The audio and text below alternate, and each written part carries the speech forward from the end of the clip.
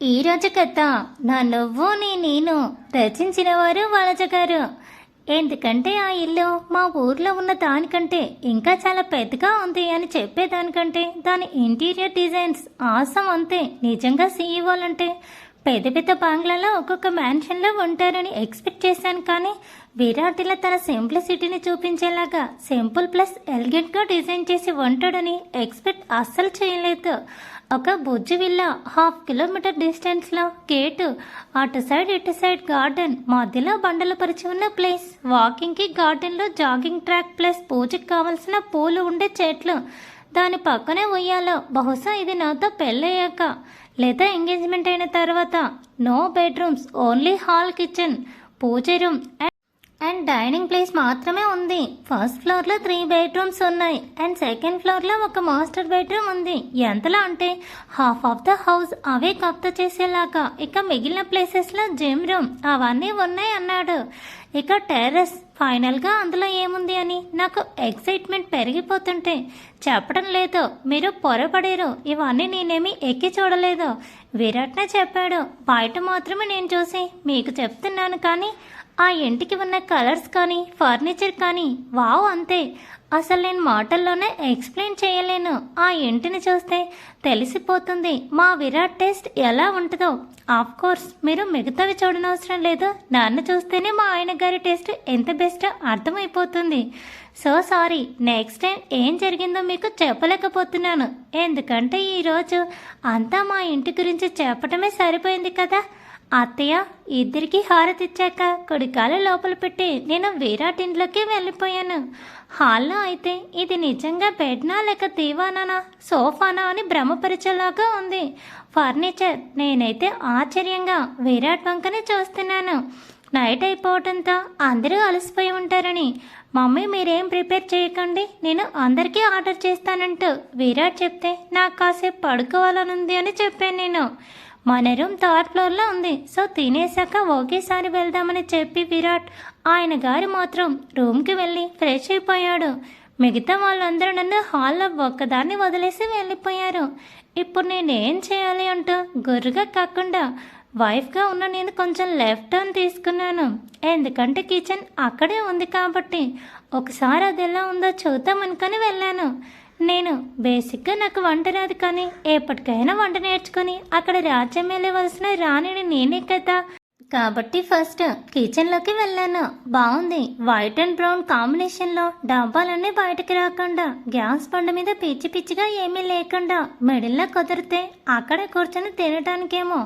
నాకు అన్ని మోడర్న్ పేర్లు రావు. నాకు తెలిసినట్లయితే ఒక బండ వేసినట్టు ఉంది. అక్కడ ఒక డబుల్ డోర్ ఫ్రిడ్జ్ ఉంది, ఓవెన్, ఎయిర్ ఫ్రైయర్, ఇంకా 2-3 రకాల మెషిన్లు ఉన్నాయి. అవన్నీ ఏంటో నాకు తెలియదు కాబట్టి పైన అలా చూశాను. బాగుంది, నాకు నచ్చింది. అన్నిటికంటే హైలైట్ విషయం చెప్పనా, అన్ని కబోర్డ్ డోర్స్ నాకు అందుతున్నాయి. అంటే మీరు అనుకుంటున్నట్టు మరి నేనేమి పొట్టిదాన్ని కాదు, విరాట్కి మ్యాచ్ అయ్యే హైట్తోనే ఉంటాను. ఇంకేముంది, అన్నింటినీ అలా తాకి చూసి డైనింగ్ టేబుల్ ఒక 10-12 మెంబర్స్ వరకు కూర్చొని తినేంత పెద్దదిగా ఉంది. పూజ రూమ్కి అంటే డోర్స్ క్లోజ్ చేసి ఉన్నాయి, తర్వాత చూసుకుందాంలే అనుకుంటూ మళ్ళీ వచ్చి హాల్లోనే కూర్చున్నాను. కనీసం నన్ను ఒక్కరు కూడా ఫ్రెష్ అవుతావా అని అడిగిందే లేదో దిగులుగా కూర్చుంటూ హాల్లో ఉన్న 42 ఇంచెస్ ఎల్జీ టీవీని ఆన్ చేసి ఛానల్స్ మార్చడానికి ట్రై చేస్తూ నేను స్ట్రగుల్ అవుతున్న టైంలో ఒక్కొక్కరిగా కిందికి వచ్చారు. కనీసం నన్ను ఫేస్ వాష్ చేసుకున్నావా, వాష్రూమ్కి వెళ్తావా అని కూడా అడగలేదు.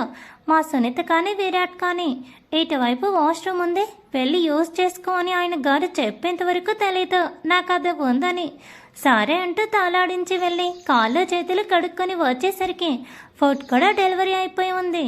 అందరం జర్నీ చేసి వచ్చాం కాబట్టి లైట్గా తినేశారు.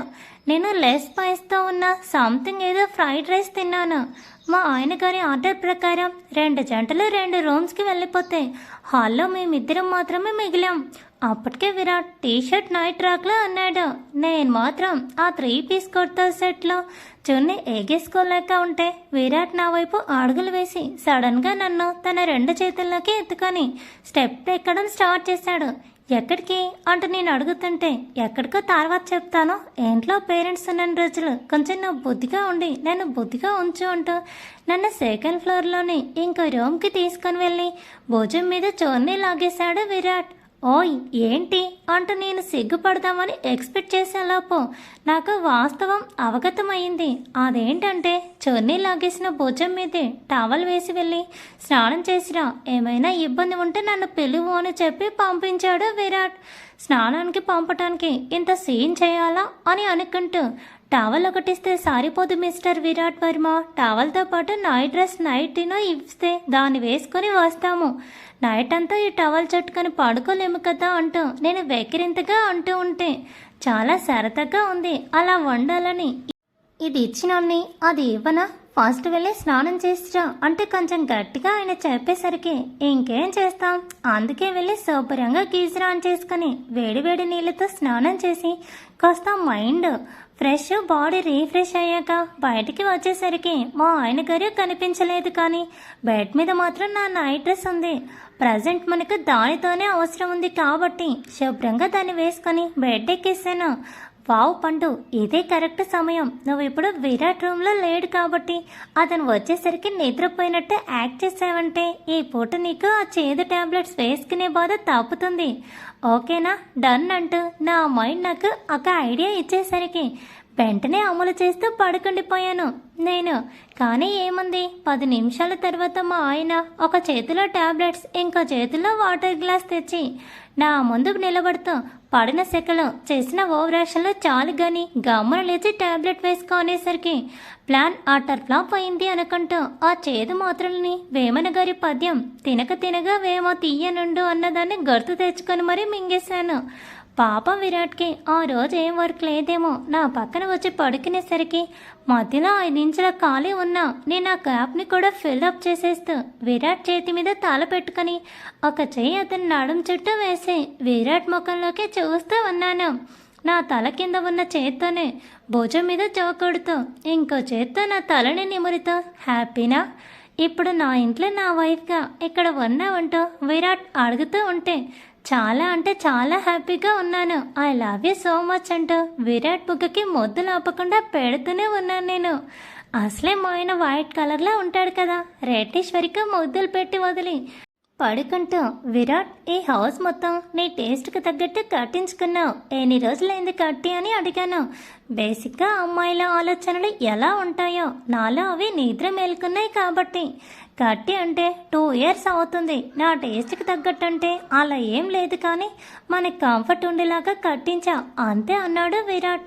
హో కానీ చాలా బాగుంది తెలుసా, అయితే అందరూ వెళ్ళిపోయాక నువ్వు కూడా ఆఫీస్కి వెళ్తావు, అప్పుడు ఈ మొత్తం ఇంట్లో నేను ఒక్కదాన్నే వండాలి కదా అంటూ దిగులు పెట్టుకున్న దానిలాగా అడుగుతూ ఉంటే నువ్వెందుకు ఒక్కదానివే ఇంట్లో ఉంటావు బంగారం, నాతో పాటు ఆఫీస్కి వస్తావు, నీ స్టడీస్తో పాటు ఇటు వర్క్ కూడా నేర్చుకుంటావు, సో నువ్వు ఇంకా స్ట్రాంగ్గా ఉండాలి ఫిజికల్గా అండ్ మెంటల్గా, ఎందుకంటే ఈ 2 వర్క్స్ నువ్వు మేనేజ్ చేయాలి కదా అంటూ విరాట్ చల్లగా నా నెత్తిన పెయిన్ తీసి బాంబు వేయటంతో గుడ్లు అప్పగించుకొని మరీ విరాట్ వంకనే చూస్తూ ఉన్నాను నేను.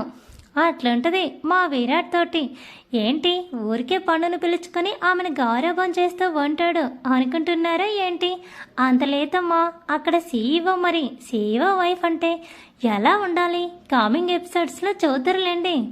Thanks for watching, please subscribe my channel for more videos.